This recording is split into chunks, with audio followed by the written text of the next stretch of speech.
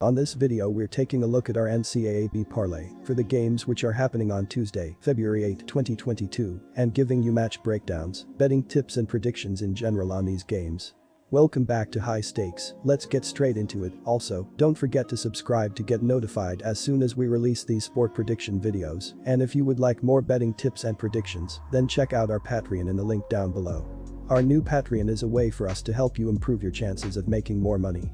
5 plans are available for each and every one of you. You can get 30 extra betting picks all the way up to 500 extra betting picks per month. Stop wasting hours of your time searching for bad betting picks that ends up costing you a lot of money.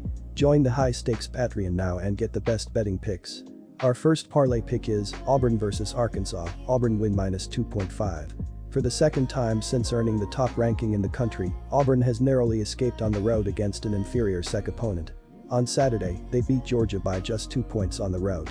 Given the opponent, it was probably their worst game of the season, and it is unsettling that they gave up what was once a 15-point lead before scoring late in the game to get the win. At least the Tigers are not boring. It was far from the most convincing performance, but Auburn managed to erase a late deficit at Georgia on Saturday to continue holding the top spot in the AP poll. Auburn seemed to be in control with a 40-25 lead late in the first half before Georgia battled all the way back to take the lead in the final minute, but KD Johnson tied the score with 39 seconds to go before Wendell Green Jr. scored the game-winning layup with the clock showing 5 seconds. Arkansas had an easier time at home over the weekend, beating Mississippi State. The Razorbacks are on a run right now. They have won 8 in a row including 7 straight SEC games. That is them tied with Tennessee for third in the league at 7-3. Arkansas has the talent to do more than bother Auburn. They probably have to make some three-pointers, though, that has been their challenge all season long. They are barely shooting 30%. Auburn definitely cost some folks some money last weekend, and this is a great chance to earn it back, and then some. While I do like Arkansas a lot, they are a tier below the Tigers this year. Auburn has had some struggles on the road, but in this game a win should get us that cover, too. The War Eagles do not have to dominate to cash. It is not going to be easy, but after that ugly Mizzou game which was similar to this most recent effort against Georgia, they beat Oklahoma by 18. Arkansas is at its highest value of the season right now, and we need to take advantage with the top team in the country. Take Auburn. Our second parlay pick is Iowa State vs West Virginia, Iowa State win +1.5. This line is implying that both teams are fully healthy, which is not the case. While Sherman could still return in time for Tuesday's game, he has not practiced with the team since last Monday's concussion. He can be West Virginia's entire offense at times, so I do not want to wager on the Mountaineers with his availability productivity in question. Iowa State is built to play well on the road, as it has a lot of experience and relies on its defense. These teams play similar styles, but Iowa State is much stronger on the defensive end. The Iowa State Cyclones will travel to Morgantown on Tuesday night to play a conference game against the West Virginia Mountaineers. Iowa State is 16-7 on the season and will most likely make the NCAA tournament after a disaster season last year. They have struggled to start Big 12 play, holding a 3-7 record. They have dropped their last 2 games to Kansas and Texas and have now fallen out of the AP Top 25 rankings.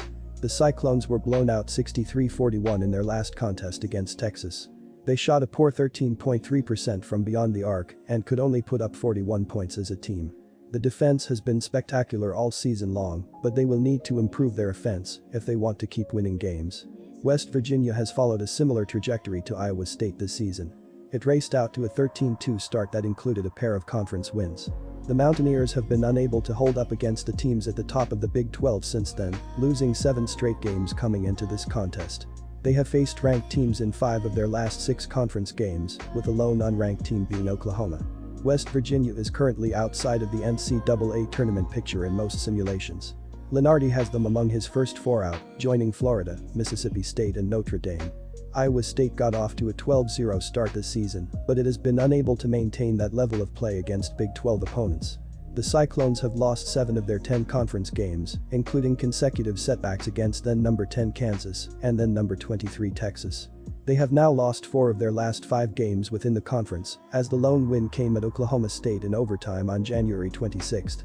ESPN's Joel Lenardi has Iowa State listed as a number 7 seed in his latest update. The Cyclones only have 1 ranked opponent left on their schedule, so they need to take care of business in the final month of the regular season. The West Virginia Mountaineers have also struggled in Big 12 play so far as they are currently in last place with a 2-7 record. Their best player, Toss Sherman, has been battling a concussion as of late and is questionable once again for Tuesday night. The Mountaineers are currently on a 7-game losing streak and desperately need a win in this game if they want any chance at the NCAA tournament. Toss Sherman has not practiced with the team, so it's very hard to back West Virginia here. Iowa State should dominate West Virginia on the offensive glass, and its elite three-point defense will make it extremely hard for the Mountaineers to score the ball. Take Iowa State. Our third parlay pick is Syracuse versus Boston College, Syracuse win -3.5. Let's face it, Boston College is trending in the wrong direction, going just 3-9 in their last 12 games after starting the year 6-3. The Eagles have been brutal on the offensive end of the floor, putting too much pressure on being close to perfect on the defensive end. That hasn't panned out as often as the team would like, but the fact remains that they need better offensive production.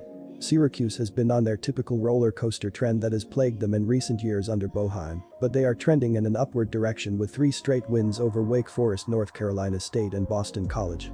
The Orange have had good success against the Eagles in recent seasons, and with the confidence they have right now, you have to lay the points and back the visitors in this contest. This is a pretty tough matchup for Boston College, making Syracuse the recommended side in this game.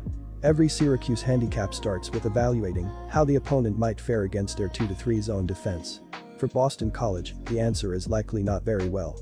Per Synergy, Boston College ranks in just the 13th percentile against zone defenses this year, which isn't very surprising when examining their offensive profile.